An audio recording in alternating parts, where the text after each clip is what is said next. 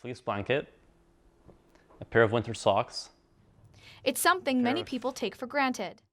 A pair of gloves, and a toque. And as winter creeps closer, something that's necessary for those who need it most. Martin Brillante saw people sleeping in the cold in his hometown and decided he had to do something about it. We're going to be supplying the homeless of Maple Ridge and Pitt Meadows with winter warm-up packages, we call them. And they each contain a blanket, pair of gloves, pair of socks, and a toque.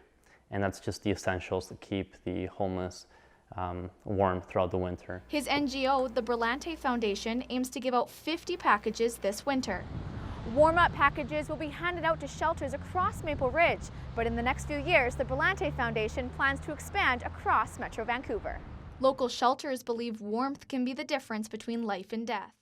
If it goes below freezing and they're not in a warm place, they can very easily die, unfortunately. Especially when you combine the rain and the snow with the cold.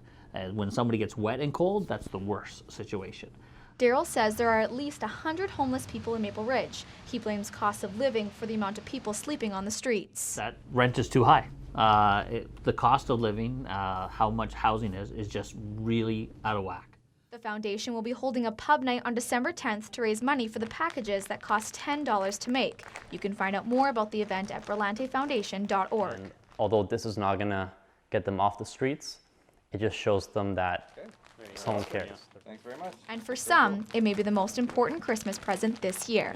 Robyn Crawford in Maple Ridge for BCIT Magazine.